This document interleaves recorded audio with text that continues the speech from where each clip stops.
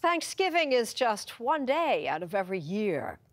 Feeding the need of millions of hungry kids every school day is the goal of caring adults and special programs from coast to coast. Our cover story is reported by Cowan. It's America's breadbasket, with corn and wheat stretching on into the horizon. But not far from the Midwest's ample harvest live kids who go hungry almost each and every day. Take Connorsville, Indiana, about 60 miles east of Indianapolis. Nearly a quarter of the children in this county are at or below the poverty line. More than 60% of them participate in either free or reduced price lunch programs. Hey, what meat would you like? And those who serve those meals, like Louisa Smithson, say for some kids, this may be all they eat. This gives them a little bit of hope. And if we can offer them some hope, yay. Schools have always been the front line in the battle against childhood hunger. It started with the National School Lunch Act signed by President Truman in 1946, which gave federal money to states to fund school lunches. Today, more than 30 million kids benefit. And yet, by some estimates, at least 1 in 6 still doesn't know where the next meal is coming from. Well, school lunch is no longer this Brady Bunch convenience. It is a soup kitchen. It is a place where kids who haven't eaten that night or haven't eaten that weekend go to get basic nutrition so they can function. Jennifer Ramo is with a New Mexico anti-poverty group called Appleseed. We just have no idea how big the problem is and how many children are suffering. And the best thing to do is just make sure they're fed. Back in Indiana, that is just what they're trying to do. Just providing the 3 R's, reading, writing, arithmetic. Those days are over. Scott Collins is the superintendent.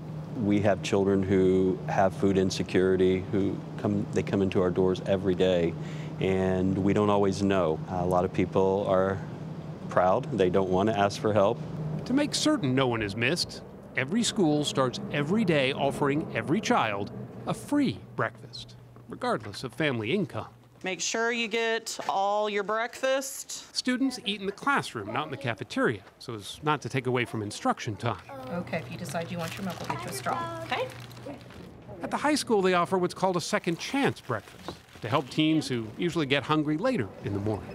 We have banana nut muffins and chocolate chip muffins this morning. Both programs started 5 years ago. Last year, the school district served 345,000 breakfasts, no charge. I would like to say that we lead the way here in Fayette County, but I'm partial. Rachel O'Brien runs it all. She's with Chartwells, a food service company that not only cooks and serves the food, but also keeps track of the maze of federal programs that pay for it all. You're not leaving any money on the table? No. We look for everything, so we look to make sure we can give our students the best. They're not alone. According to the Department of Agriculture, over 20,000 schools have expanded their free food offerings, including some of the biggest districts, New York City, Chicago, and Detroit. The health benefits are obvious, but there is a psychological one too.